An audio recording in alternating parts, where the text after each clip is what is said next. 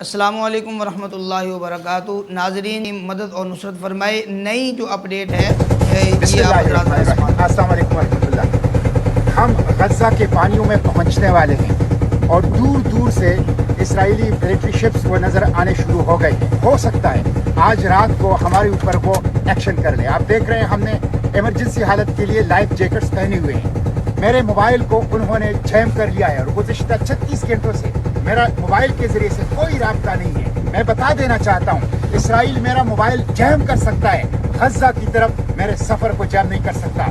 یہ موبائل اب صرف ایک کھلونا بن گیا ہے، میں اس کو پھینک دیتا ہوں سمندر کے اندر، لیکن میں غزہ کی طرف سفر جاری رکھوں گا۔ موبائل کے بغیر بھی غزہ کی طرف میرا سفر جاری رہے گا۔ میں صرف پاکستان کے عوام کو بتا دینا چاہتا ہوں اگر آپ غزہ نہیں آ سکتے، ہم غزہ آ گئے ہیں اور ہم غزہ جائیں گے، خواہ یہ سمندر کی مچھلیاں کے خوراک ہم بن جائیں یا اسرائیلی ڈرون ہمارے جسم کے پرزے اڑائے، لیکن ہم غزہ کی طرف سفر جاری رکھیں گے۔ اگر آپ غزہ نہیں آ سکتے تو اسلام آباد میں امریکی سفارت خانے کی طرف آئیے۔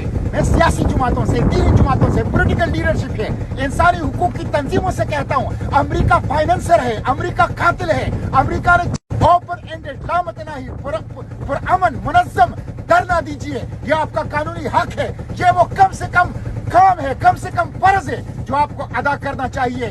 اس لیے میں تمام سیاسی جماعتوں، پولیٹیکل لیڈرشپ، انسانی حقوق کی تنظیموں سے کہتا ہوں کہ وہ اسلام آباد کے امریکی ایمبیسی پر پرامن لامتناہی دھرنا دیں۔